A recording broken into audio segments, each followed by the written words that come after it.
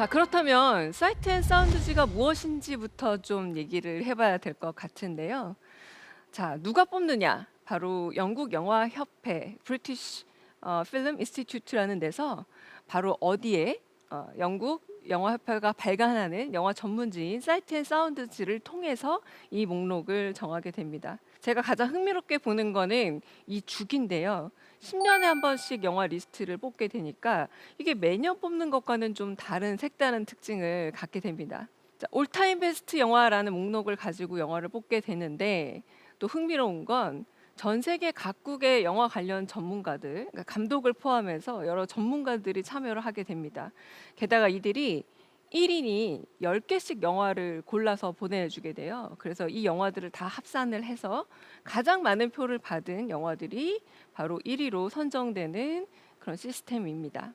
이 사이트 앤 사운드지는 1952년에 시작을 했고 지금 2023년이니까 2022년까지 이제 60년의 세월을 가졌고 6번의 그 투표를 거쳤다고 할 수 있겠죠.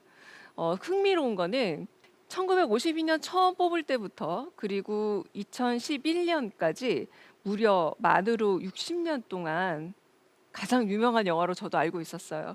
오선 웰즈의 시민 케인이 계속해서 1위를 차지했다는 겁니다. 그래서 아마 영화를 좀 좋아하시는 분들 내지는 나 영화 좀 공부 좀 해보고 싶다라고 하시는 분들은 이 시민 케인이라는 이름 모르고는 영화 안다고 말하기 어려울 정도이실 텐데요. 아니 도대체 무슨 이유가 있길래 이렇게 오랜 기간 1위를 차지했던 걸까요? 또 그 다음에 또 흥미로운 건 바로 이겁니다. 그런데 이렇게 60년간 1위를 차지했던 시민 케인이 갑자기 2012년에 다른 영화에게 1위 왕좌를 뺏기게 됩니다. 바로 알프레드 히치콕의 현기증이라는 작품이었는데요. 현기증, 난 처음 들어보는데 하시는 분들도 계실 것 같아요. 왜냐하면 알프레드 히치콕 하면 우리한테 떠오르는 가장 첫 번째 영화는 사이코라던가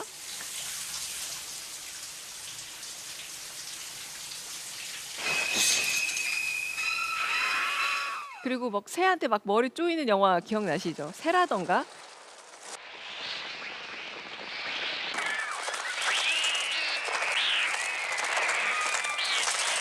이런 작품들은 잘 기억이 나는데 현기증 뭐더라라고 하시는 분들 있을 겁니다. 자, 그런데 아쉽게도 그 다음에 뽑은 그다음 10년이 지나서 2022년에 현기증은 조금 순위가 2순위로 밀렸고요. 자, 이번에는 샹탈 에커만의 작품인 바로 잔느 딜망이라는 작품이 1위로 오르게 됩니다. 매우 놀라운 일인 건 아까 말씀드렸다시피 여성 영화 감독의 작품이 1위에 오른 게 바로 60년 사상 처음이기 때문인데요. 자, 이런 것들은 어떤 변화를 보여주고 또 어떤 의미를 또 갖는 걸까요? 썸업과 썸다운이라는 제도를 만들어서 우리에게 가장 잘 알려진 영화 평론가 아닐까 싶어요. 로저 이버트가 이렇게 말하기도 했습니다. 사이트 앤 사운드 이 목록은 영화인들이 유일하게 진지하게 받아들인 리스트다라고 말할 정도인데요. 이제 그의 글에 그렇게 써놓기도 했습니다. 도대체 뭐길래 거의 유일한 목록이라고 할까라는 생각이 들기도 하죠. 근데 이 투표권자들의 면면을 보자면 평론가, 영화 프로그래머, 그리고 큐레이터 등등, 영화 기록 보관자, 아카이브를 보관하는 사람들, 영화 학자까지 다 들어가 있고요.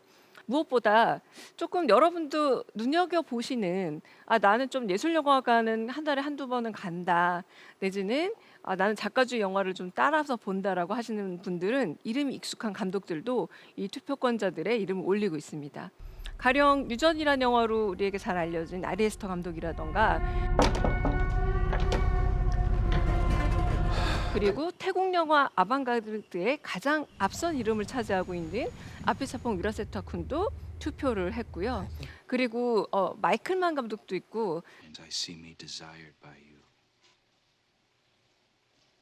대만의 가장 유명한 작가주의 감독인 차이밍 양도 이름을 올리고 있고요.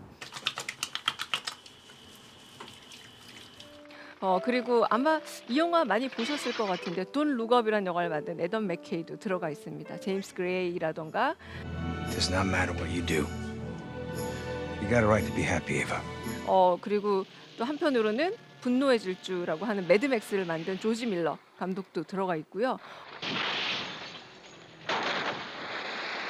아, 이렇게 잘 알려진 유명한 감독들이 투표권을 행사하는구나라는 생각이 들기도 하는데 더 익숙한 이름도 있습니다. 바로 우리 영화 감독인 봉준호 감독, 홍상수 감독, 그리고 류승환 감독, 그리고 비밀은 없다의 이경미 감독.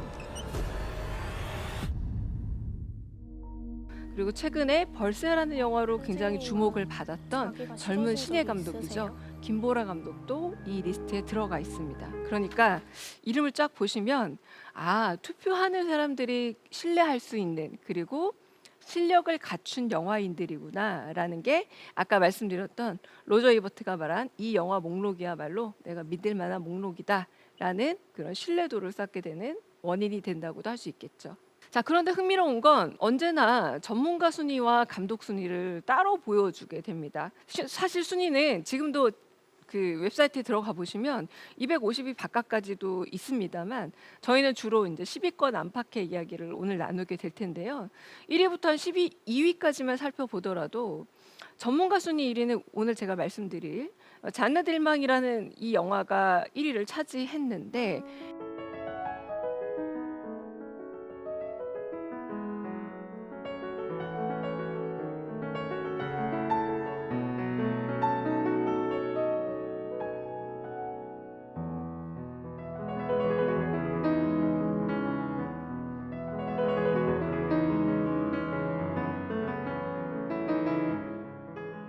감독 순위에서는 2001 스페이스 오디세이라는 작품이 떡하니 차지하고 있습니다.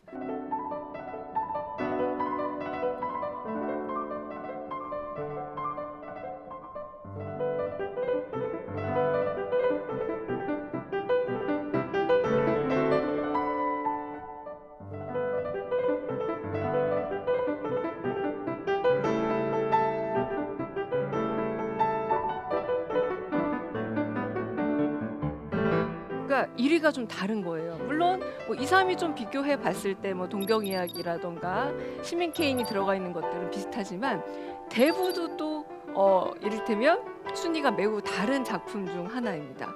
왜 이렇게 차이가 있을까? 이것도 조금 이따 좀 설명을 드리겠지만 감독이 보는 영화의 우선순위에 있어서 이를테면 영화적 기법의 문제라던가 혹은 촬영에 있어서 혁명적 전회의 순간을 가져왔을 때를 매우 중요하게 생각을 한다면 아무래도 영화 전문가들이 전부 다 모여서 투표를 할 때에는 이 영화가 갖는 시대적 의미 그리고 우리 사회에 있어서의 굉장히 중요한 메시지들을 아마 주목해서 보기 때문에 두 목록에 조금의 차이가 생기는 게 아닐까 싶기도 합니다. 자, 그러면 이제 본격적으로 60년 동안이나 1위를 차지한 그런 대단한 작품 시티즌 케인, 시민 케인을 한번 살펴볼 텐데요. 간략하게 한번 그 구성을 한번 볼게요. 일단 오선 웰스 감독이 감독을 했고요. 그리고 포스터에 나와 있는 저 인물 바로 주연도 자기가 맡았습니다. 각본도 오선 웰즈가 썼습니다. 영화는 1941년에 개봉을 했는데 그 당시 굉장한 대형 그러니까 우리로 따지자면 뭐 CJ 같은 굉장히 큰 회사라고 할 수 있을 텐데 그런 회사에서 이 영화를 만들어내기도 했습니다. RKO 라디오 픽처스라는 회사였는데요.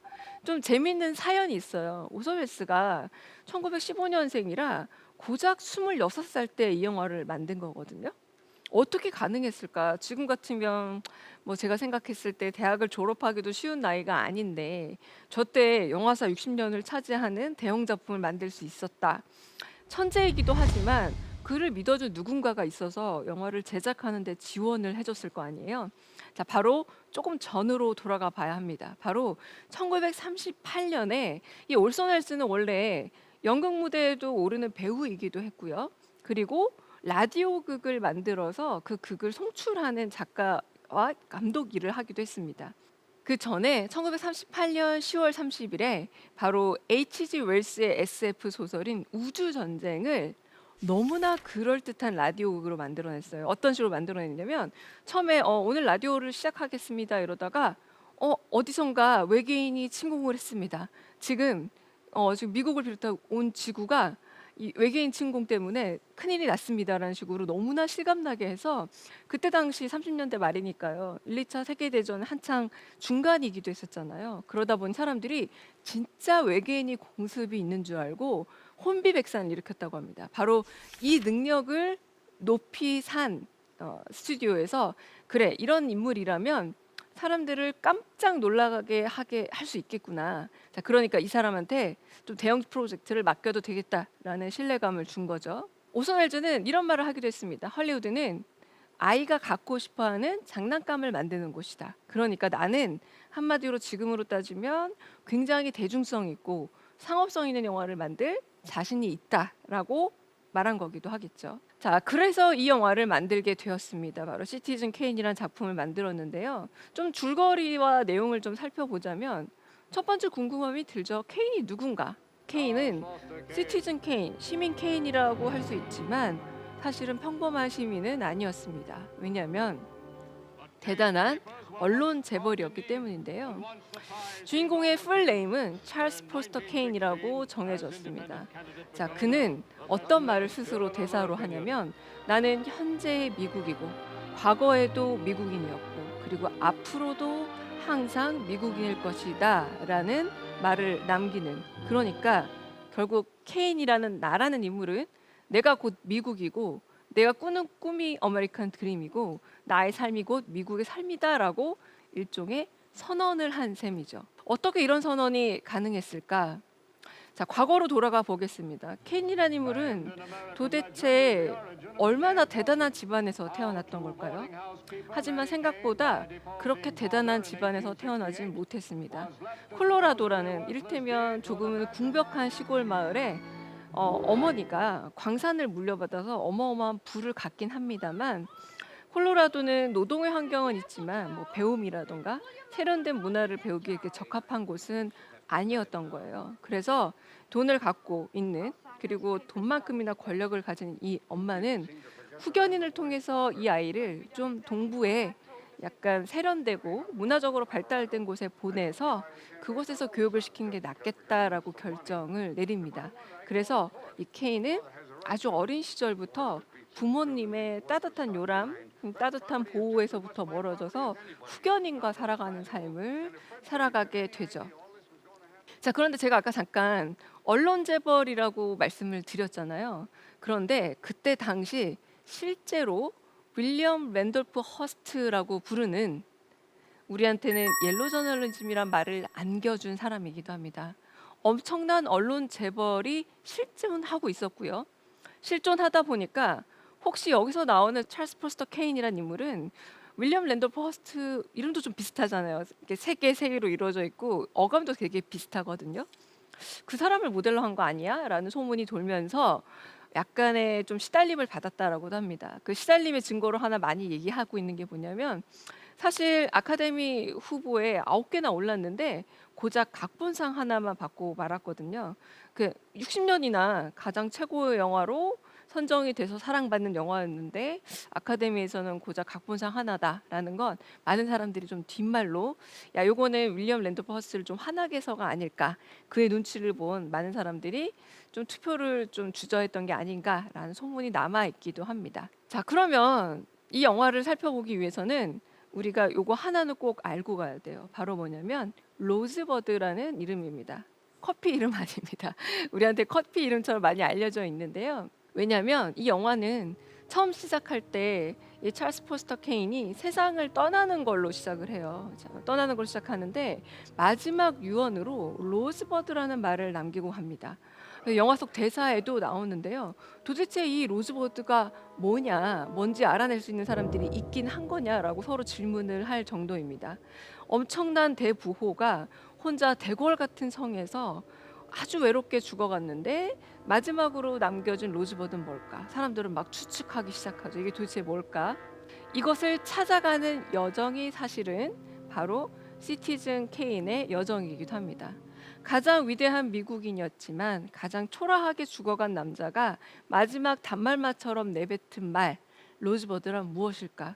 이 긴 여정을 찾다 보면 폐허가 된 집 쓰레기 더미 사이에서 바로 썰매가 하나 발견이 되는데 그 썰매 뒤편에 로즈버드라는 게 새겨져 있었죠. 어쩌면 너무나 사소한 것, 그리고 아무도 그 의미를 모르는 것에 이 사람의 인생의 정수가 담겨져 있었다라는 게 일테면 삶의 허무함과 어메리칸 드림이라 말했던 그 창대했던 꿈의 결말이라는 게 이렇게 소소했던 건가라는 허무감을 전달해 주기도 하는데요. 사실 이 로즈버드는 소년 시절, 이를테면 엄마가 이 콜로라도에서는 배울 게 없어. 너는 더 먼 곳에 가서 더 큰 곳에 가서 큰 인물이 되라라고 말했지만 정작 자신이 정말 꿈꿨던 것은 마음 놓고 엄마 아버지가 집안에 있는 동안 바깥에서 썰매를 탔던 그 유년기의 추억은 아니었을지, 그리고 썰매 하나만 있었으면 행복해서 더할 나위 없이 바랄 게 없었던 그 소년 케인이 마지막 눈 감는 순간에 정말 그리웠던 대상은 아닌지를 돌아보게 합니다. 그러니까 진짜 행복이란 무엇인가라는 질문을 로즈버드라는 이 이름에 압축해서 시민 케인을 통해 바로 오손 웰스가 던지고 있다고도 할 수 있는 거죠. 자, 그런데 이런 주제적인 측면만으로 이 영화가 60년간 1위를 차지한 것은 아닙니다. 흥미롭게도 이 영화가 부각되기 시작했던 그 시점에는 까이에데 시네마라고 부르는 프랑스의 비평가 그룹들이 활동을 하기 시작했는데요. 자, 이 까이에데 시네마의 비평가 그룹은 다름이 아니라 상업화되어 있는 영화들이 아니라 다른 과정에서의 공정, 그러니까 작가라고 부를 수 있는 감독들이 따로 있다라고 선언을 하게 됩니다. 자, 그 작가라고 부를 수 있는 감독들은 어떤 특징을 갖고 있을까? 컨베이어 벨트 위에서 올려놓고 마치 하나씩 클립을 만들어서 그런 식으로 만들어내는 공장형 영화나 혹은 영혼이 없어 보이는 재미만 있는 영화가 아니라 뭔가 생각해 볼 만한 여지를 갖고 있는 것들이라고 해서 굉장한 상찬을 하게 돼요. 바로 작가라는 건 author고 author는 저자라는 뜻이며 이건 일종의 작품이자 예술의 반영으로 올라가는 영화라는 의미이기도 합니다. 이 앙드레 바잔을 비롯한 까이에데 시네마는 계속해서 이 영화 목록을 정하는 데 있어서 비평적인 힘을 발휘하게 되고요. 제가 영화 비평가이기도 하지만 영화 비평가로서 영화계에 가장 큰 영향력도 미치고 서로 교호작용을 하면서 정말 긍정적 시너지를 냈던 가장 행복했던 시기가 바로 이 시기이기도 합니다. 자, 그렇게 보자면 이 미장센이란 말도 사실 불어인데, 샴푸 이름이기도 하죠. 불어인데 왜 불어에서 왔는지 눈치를 좀 채셨을 거예요. 자, 이 미장센이란 용어 자체가 영화 안에서 보여줄 수 있는 기법적인 시각적인 촬영, 그리고 조명, 음악, 이 모든 요소들이 합쳐져서 갖게 되는 예술적 요소를 의미한다고 할 수 있을 텐데요. You don't expect me to keep any of those promises, do you? 오손 웰즈의 이 미장센은 바로 여기서 발견할 수 있습니다. 바로 다름 아니라 디포커싱이라 부르는 매우 중요한 영화적인 기법의 발견에서 볼 수 있는데요. 자, 이 미장센의 핵심을 이루는 것들을 보자면 일단은 새로운 기법을 바로 오손 웰즈가 영화에 발명해서 적용까지 했다라는 겁니다. 저는 깜짝 놀란 게 오손 웰즈가 천재가 아닌가 싶었던 게 실제로 오손 웰즈는 영화 학과를 다녔다거나 영화를 배운 경험이 없다라고 해요. 그냥 역마차라는 영화를 여러 번 보면서 저렇게 영화를 찍어였지라고 독학을 했다고 하는데요. Nickname I had as a kid. Right name's Henry. Seems to me I knew. 그럼에도 불구하고 제가 오손 웰스가 이룩한 여러 가지 새로운 기법과 촬영에 대해서 좀 이름만 먼저 말씀을 드려보겠습니다. 첫 번째는 제가 아까 죽어가는 시점에서 영화가 시작을 해서 과거로 돌아간다고 말씀을 드렸잖아요. 플래시백이라는 것. 그러니까 흔히 말해서 태어나는 순간 영화가 시작해서 끝나는 순간, 죽는 순간 끝나는 이런 구성을 연대기적 구성이라고 부릅니다. 대부분의 영화들은 그때 그렇게 연대기적으로 삶의 순서대로 영화가 조작이 되는 연대기적 구성이었어요. 그런데 시민 케인은 Rosebud. Dead or alive. It'll probably turn out to be. 삶의 끝에서 처음으로 되돌아가는 플래시백 기법을 썼다는 점에서 서사적으로 매우 독특한 도전을 했던 작품이기도 하고요. 자, 그리고 무엇보다 중요한 거는 광학적으로 디포커스라는 것을 활용해서 초점을 어느 한 사람에게 맞추는 것이 아니라 등장하고 있는 모든 인물들에게 초점을 맞춰줌으로써 그 인물들의 구도를 새로운 역학관계로 구성해내고 권력관계까지 유추해낼 수 있는 해석의 여지를 줬다라는 겁니다. 미장센의 혁명 같은 거였던 거죠. 그리고 이 영화를 보면은 아래에서 위로 찍는 바로 안각이라 부르는 로우 앵글을 자주 보여주게 되는데요. 로우 앵글은 주로 정치인들이나 정치 지도자들, 심지어 독재자가 좋아하는 그런 앵글이기도 합니다. 왜냐하면 아래에서 위로 찍으면 그 사람이 훨씬 더 위대해 보이고 커 보이는 효과를 갖게 되거든요. 그걸 활용해서 시민 케인의 위대함을 여러 번 보여주고 있고요. 또 그리고 로키 라이트라는 걸 씁니다. 이게 뭐냐면 조명을 매우 낮게 어둡게 보여줌으로써 그래서 이 조명을 통해 사람들의 감정이라던가 혹은 그 사람이 놓여 있는 위치 같은 것들을 객관적으로 보여주는 미장센으로 활용하기도 했습니다. 자, 그리고 몽타주 기법이라고 하는 러시아 영화에서 발전된 이 편집 기법을 활용함으로써 또 그 사람의 생애를 입체적으로 보여주는 데 활용하고 있죠. 대략 얘기한 게 이 정도입니다. 바로 이 모든 것들을 영화 속에서 실현했다라는 게 가장 중요한데요. 바로 이 디포커싱이라는 것을 보여줌으로써 영화의 내러티브와 그리고 관계 구도 그리고 권력 구조까지 다 설명을 해냈고 그래서 우리가 위대한 최초의 시간, 그 최초의 영화라고 부를 때 왜 시민 케인을 얘기하느냐라고 들레즈가 얘기할 때에도 바로 이 디포커싱 때문이다라고 말하고 있는 경우도 있습니다. 바로 이 장면을 좀 주목해서 보셨으면 싶은데요. 이 그림을 보자면 사진을 보자면 한 장면이에요. 자, 포커스가 이 네 사람에게 모두 다 맞춰져 있습니다. 영화를 안 보신 분들은 이게 무슨 내용일까라는 생각이 들기도 할 텐데 일단 어머니가 바로 아들 케인의 미래를 결정하는 장면이거든요. 이 결정하는 장면인데 앞에 있는 사람이 남편이 아니에요. 후견인입니다. 아버지는 저 중간에 어중간하게 서 있는 남자가 바로 남편이에요. 그리고 정작 이 결정으로 인해서 운명이 바뀌게 될 케인은 창 밖에 아무것도 모른 채 부모님에게 후견인에게 인생을 맡긴 채 그냥 포커싱 되어 있습니다. 이 관계 설정을 한 장면으로 잘 보여주고 있는 게 바로 시민 케인을 만든 오손 웰즈의 일종의 천재성이라고 할 수 있는 거죠. Where do I sign, Mr. Thatcher? Right here. 자, 시민 케인은 이런 식으로 우리한테 굉장히 다양한 화면 구도 그리고 연대기적 접근을 다시 이렇게 플래시백을 통해서 보여주는 플롯 구성 여러 가지를 통해서 우리에게 미장센 그리고 시각적인 사고 비가시적인 것을 통해서 가시적인 것을 만들어내는 능력들 입체적 플롯 다양한 영화사의 혁명적인 순간들을 선사하게 됩니다. 자, 그렇다면 이렇게 60년간 지속된 오손 웰즈의 아성을 꺾은 알프레드 히치콕의 영화 현기증으로 한번 넘어가 보죠. 자, 알프레드 히치콕은 잘 알다시피 영국 태생의 감독이고요. 영국과 미국을 오가면서 작업을 했던 감독이기도 합니다. 우리에겐 사이코나 새라는 작품으로도 잘 알려져 있는 감독이기도 합니다.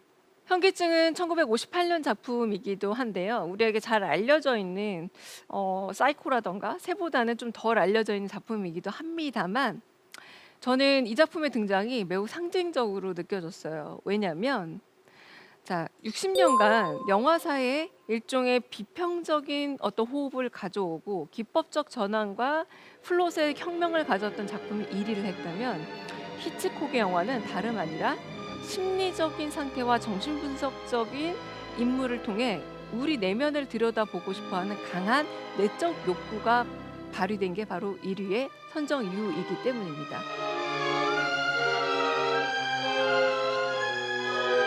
물론 히치콕을 발견한 사람도 까이에리 시네마 그룹이라고 말할 수 있을 텐데요. 누벨바그 영화 감독들은 히치콕을 너무나 좋아해서 가령 아시는 분들 많을 텐데 브라이언 드 팔마는 사이코를 다시 만들면서 드레스 투 킬이라는 작품을 만들어내기도 했습니다. 히치코키언이라는 말도 있는데요. 히치콕 영화의 특징들을 얘기하는데 가령 언제나 아름다운 금발 여성들이 등장합니다. What are you thinking now, Mama? About 그리고 언제나 반전이 있고요.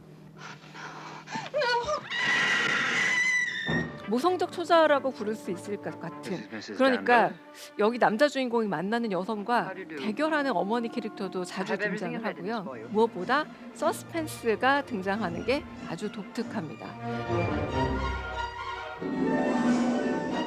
그리고 언제나 자기가 카메오로 등장을 하고 있는 장면들도 많이 있는데요. 가령 히치콕에는 금문교가 등장하고 있어서 랜드마크를 잘 활용해서 영화를 만드는 감독으로도 알려져 있습니다. 무엇보다 히치콕은 우리가 왜 영화를 보는지 그 내면의 은밀한 욕망을 건드는 데 천재였는데요. 가령 이창이란 영화를 보자면 왜 우리는 영화를 보는가의 이유 중에 하나가 사실 영화가 아니라면 절대로 볼 수 없는 남의 삶을 엿볼 수 있기 때문이다라는 관음증을 영화의 욕구로 전적으로 내놓은 감독이기도 해요.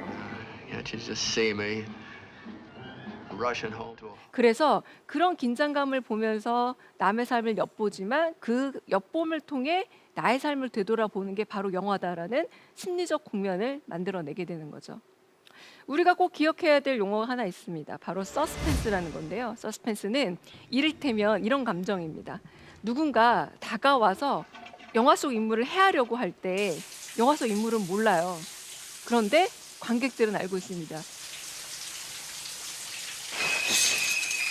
네, 이 서스펜스라는 용어는 결국은 우리가 히치콕주의자라고 부르는 코엔 감독이라던가 여러 감독들이 활용하고 봉준호 감독도 무척 애정하는 그런 영화적 기법이라고 할 수 있을 텐데요. 관객도 놀라고 한편으로는 등장인물도 같이 놀라는 이를테면 살인의 추억에서 논두렁에 숨어있던 용의자가 갑자기 덮치는 장면, 이런 장면들은 모두가 같이 깜짝 놀라죠. 이런 걸 바로 호러씬, 공포스러운 장면이라고 부릅니다. 하지만 서스펜스는 굉장히 교묘하게 만들어진 감정인데요. 트리포와 그리고 히치콕이 대화를 나누면서, 트리포 아까 누구였죠? 바로 까이에드 시네마 그룹의 감독이자 비평가인데요. 둘이 얘기를 나누면서 이 서스펜스를 설명합니다. 탁자 밑에 갑자기 폭탄이 터져서 다 다치는 걸 보여주는 것보다 오히려 관객에게만 탁자 밑에 폭탄을 보여준 다음 이 등장인물 둘은 모른 채로 시간이 가는 걸 보여줘봐라. 이게 바로 서스펜스다라고 설명을 하고 있는 거죠. 그러니까 우리는 스크린 너머 사람들에게 아무런 정보를 전달할 수 없는 좀 무력한 관객인 거예요. 뭔가 알려주고 싶지만 스크린 너머에 있는 두 배우, 두 연기자들은 이미 딴 세계에 존재하고 있죠. 그 갑갑함을 심리적으로 잘 활용해 보자라는 게 바로 히치콕의 제안이었던 겁니다.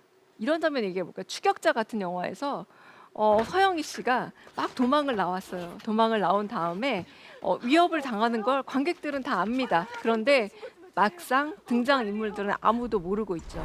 이런 상황에서 벌어지는 게 바로 서스펜스인데 히치콕은 서스펜스는 감독이 충분히 만들어낼 수 있는 긴장감이다. 요걸 잘 활용하는 게 바로 영화의 묘미다라는 걸 알려준 감독이기도 합니다.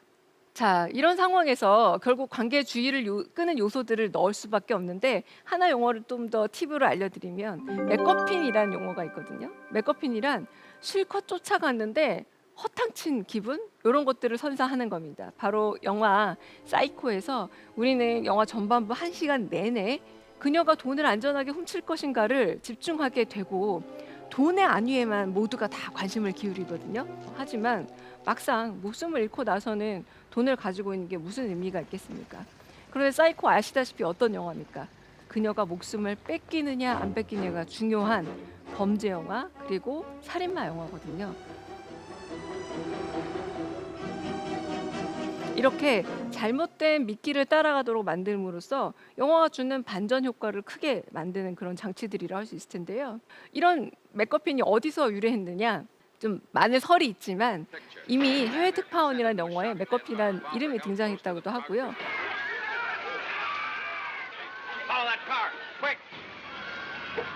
그러니까 맥거핀이 아니라 그냥 강유정이라 불러도 상관이 없는 아무것도 아닌 것, 이런 의미가 더 강하다라고 할 수 있겠습니다. 현대 영화에서도 이 맥거핀을 잘 살리고 있는 영화가 있는데요. 보통 이제 스파이 영화에서 많이 쓰이고 No. 최근에는 이 맥거핀이라는 용어를 아마 미션 임파서블에서 토끼발이라는 용어로 들어보시지 않았을까라는 생각이 듭니다. 그런 식으로 사람들의 주의를 현혹하는 영화적 기법으로 자주 활용되고 있는 게 바로 이 맥거핀입니다. 자, 이렇게 영화의 여러 가지 요소를 통해서 사람들의 긴장감을 만들어냈는데요. 바로 버티고에서는 버티고 이펙트라는 걸 만들어냅니다. 줌인 트랙 아웃이라고도 부르는 바로 기법인데요.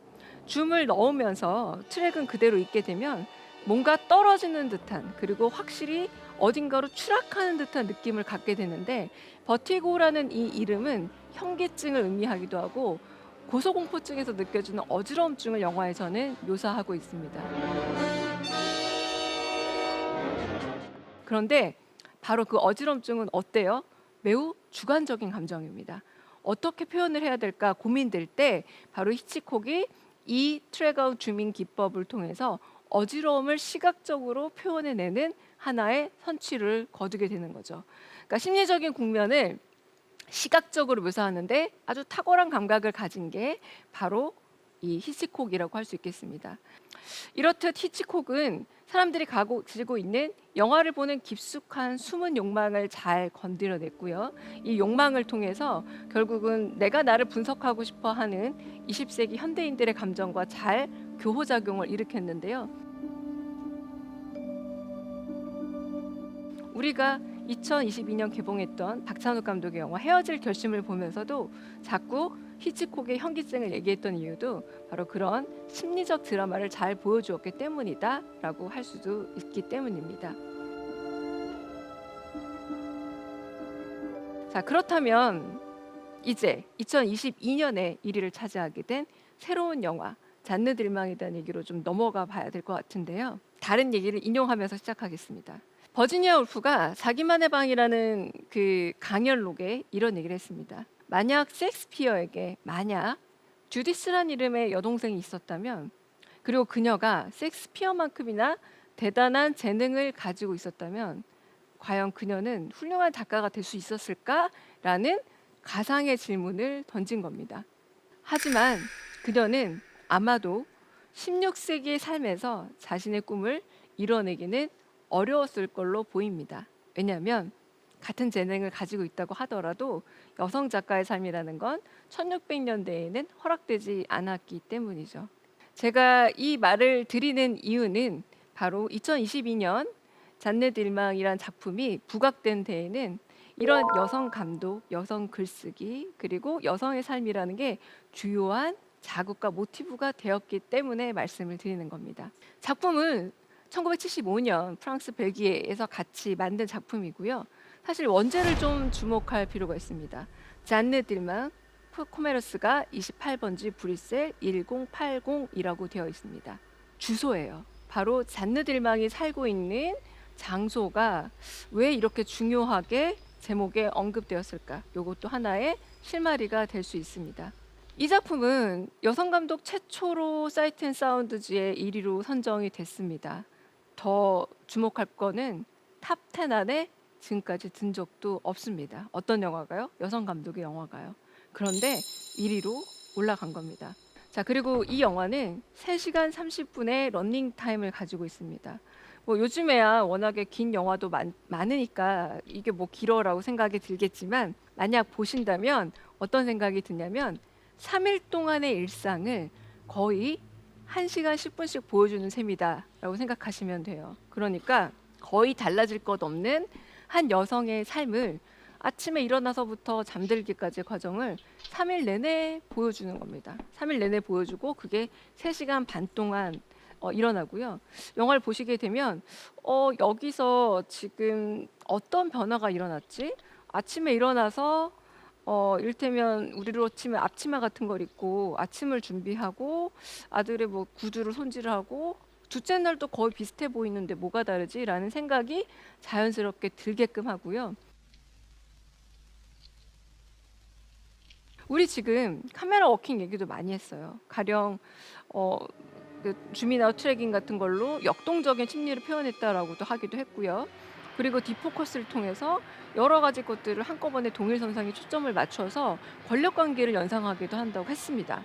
자, 그런데 이 잔느 들망이란 영화는 마치 정모라를 그리듯이 거의 움직이지 않는 카메라를 선택하고 있습니다. 그런데 이 선택이 2022년에는 매우 의도적 선택이고 주제를 부각하는 촬영 기법이라는 게 더더욱 합의가 됐다라고 할 수 있을 텐데요. 자, 그녀의 일상을 조금 더 보겠습니다. 그녀는 하루 종일 아침에 일어나서 아들을 위해서 밥을 차리고 침대를 정리하고 그다음에 아들을 보내고 난 다음에는 옷을 단정하게 다시 입고는 사실 매춘을 합니다. 그리고 다시 옷을 갈아입기 전에 샤워를 꼼꼼하게 하고 다시 아들을 기다려서 매춘을 통해 번 돈으로 장을 보고 아들에게 밥을 차려주고 시시한 얘기들을 일상적 얘기들을 하다가 또 잠이 듭니다. 이게 3일이나 반복이 되는데요. 자, 이게 의미하는 건 어떤 걸까요? 3일 동안의 이 삶을 지켜보다 보면은 그 집은 마치 감옥처럼 느껴지기도 합니다. 그녀는 이를테면 파산한 중산층 여성인데요. 파산의 원인도 남편이 세상을 떠났기 때문입니다. 남편이 세상을 떠나고 더 이상 돈벌이가 정확치 않고 돈을 벌기 힘들어진 이 여성이 아들과 먹고 살 돈을 마련하기 위해 생계형 매춘을 하는 상황이 펼쳐지고 있는 건데요. 카메라는 마치 엄격한 관찰자처럼 그녀를 바라봅니다. 그리고 부엌이 매우 중요한 일상으로 다뤄지고 있는데요. 부엌이라는 공간은 사실 지금 많이 세상이 달라졌다고 하지만 여전히 여성의 공간으로 많이 인식이 되죠. 1970년대는 더더욱 그랬을 겁니다. 감자를 깎고 밀가루 반죽을 하고 이 부엌의 삶이라는 건 매우 반복되고 있는 벗어날 길 없는 일상이라는 생각을 더 강하게 보여주는데요.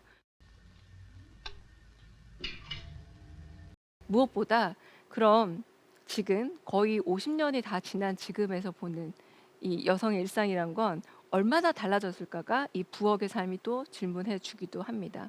그리고 이 여성은 사회학적으로 어떤 기능을 할 수 있을까라는 질문도 보여주는데요. 영화 속에서 여성은 이튿날 이후부터는 외출하는 장면도 보여주긴 해요. 근데 집으로 돌아오는 순간 엘리베이터를 타는데 철장으로 열고 닫는 이 엘리베이터는 마치 그녀가 스스로 감옥으로 되돌아가는 듯한 느낌을 시각적으로 전달해 주고 있기도 합니다. 자, 로라 벌비는 숭배와 강간의 시선이라는 책에서 여성을 프레임으로 가두는 어떤 남성 중심적 시각에 대해서 이야기한 바 있습니다.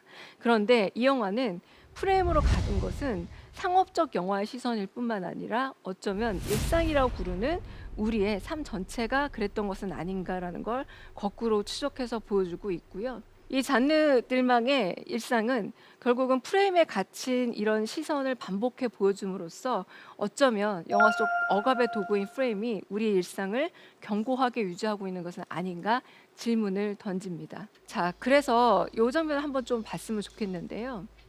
잔느 들망은 한 번도 흐트러짐 없는 머리, 화장을 보여줍니다. 심지어 샤워를 할 때조차도 머리와 얼굴은 흐트러지지가 않습니다. 자, 이렇게 자기의 꼿꼿함을 유지하려고 하는 이 여성이 생계를 위해서 매춘을 하는 그런 모습은 오히려 아이러니를 아주 배가해주는 장면이 되기도 하는데요. 자, 그렇다면 왜 지금 다시 이 잔느 들망일까를 돌아볼 필요가 있습니다. 가사노동의 프레임으로 갇혀있는 여성의 삶이 얼마나 바뀌었는지를 물어보고 있기도 하고요. 이렇게 옷이나 화장 그리고 머리 같은 이런 코스튬으로부터 또 여성은 얼마나 그 시선으로부터 자유로워지고 있는가라는 질문도 하고 있습니다. 그리고 여성이 혼자 생계를 꾸려가는 건 50년 전과 달리 지금은 만만한 일인가? 특히 경력이 단절되어 있고 아이를 키우는 싱글맘으로서 그렇게 혼자 살아가는 건 과연 만만하게 되었는가라는 질문도 던지고 있습니다. 마지막 7분간 보여지는 이 장면은 단순히 남성과의 정사가 아니라 마치 남성에게 억눌려서 프레임 너머에 도저히 벗어날 길 없는 답답한 마치 레슬링에서 벌칙을 받는 듯한 장면을 연상시킵니다. 벗어나고 싶다라는 강렬한 욕망도 느껴지고요. 그리고 이 정사에서는 여성적 쾌락이라든가 즐거움은 전혀 발견할 수 없는 그 장면을 목도하게 됩니다.